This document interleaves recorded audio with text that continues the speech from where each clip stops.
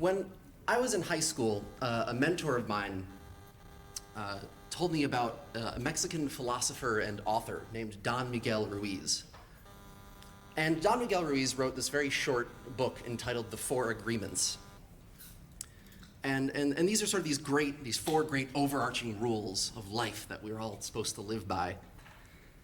And I read through them, and I was kind of taken aback by the very first one. I mean, this is the first agreement. This is the big one, right? Because it said, be impeccable with your word. That was it. What? Be impeccable with your word. This is the overarching life rule that we're all supposed to abide by? For years, I guess I've had this in the back of my head.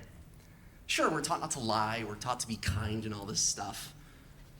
But why is being impeccable with our word the number one rule? I guess subsequently, I became more aware of the world around me. I started paying more attention to news and to politics and all these things going on, and I started to notice more the hatred and the bigotry and the violence that is so prevalent in our world today. And I started thinking about how all of these things are really nothing more than a failure to follow this one rule.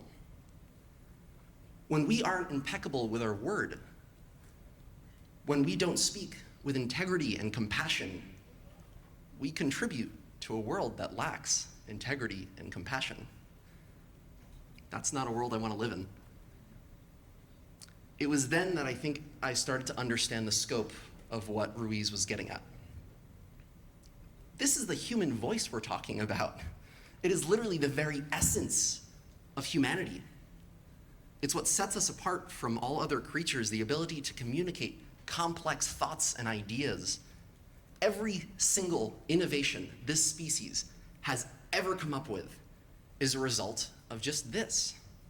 Every bridge that has brought us together and every wall that has torn us apart is just a result of how we decided to use this power that we have.